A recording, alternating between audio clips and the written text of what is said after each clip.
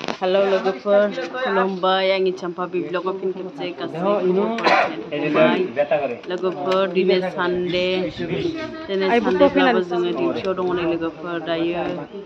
जोङो जायफ्रानाखि लोमजादों जोंनि एरियानि जे मादारपुर जायगा जयपुर साइडथिंहाय जोङो फैदों दिनैहाय गिर्जा गखांनानै जोङो हेल्थ केम्पआव फैदों लोगोफोर नै दिनै गोबां मानसिफ्रानो दैजों लोमजानानै दै बाना जानानैहाय बिसोरो हेल्थ केम्प थानांदों बे हेल्थ केम्प थानायफ्रा दिनै गोबांथार लोमजादों जानो लोंनो खस्थ' जादों दिनै जोंनि बर'फ्राबो दङ जानो हागौ नाथाय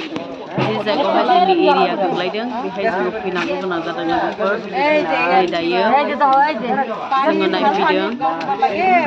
टिमफ्रा फैनानै बिसोरखौ मदद खालामफैदों दिनैहाय नै बिसोरो गोबांथार लोमजादों साजादों बायदि एलार्जि जादोंलाय मोदोम गंसे स्ट्रट बेरनाय बेबायदिनो दै लेथ्राजोंहाय दुगैनांनायनि जाहोनावहाय बेफोरबायदि स्किन डिजिसफोर जादों लोगोफोरनै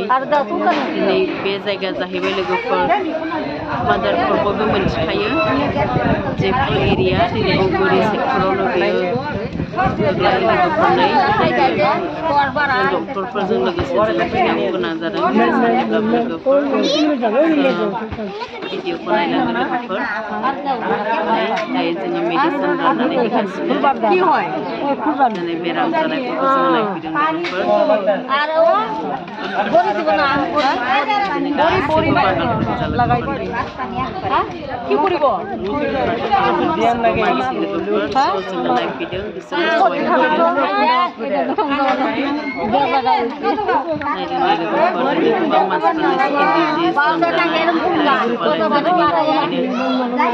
आरो प्रेगनेन्ट मादारफोर दङ स्पेसियेलि जोङो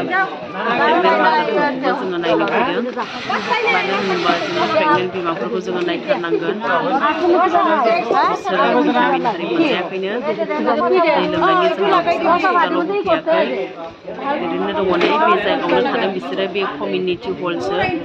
बेहायनो दंलायो दै लोमनानैहाय बेहाय 16 घर दङ लोगोफोर बे न' मोनसे गोलावआवनो 16 न'खरनि मानसिफोर दङ बेहाय बिसोरो थाजोबदों आरो ज' मिलायलायनानैहाय दै लोमनायनि जाहोनावहाय बेफोरबायदि थादों होननानै खोन्थादों गावसोरो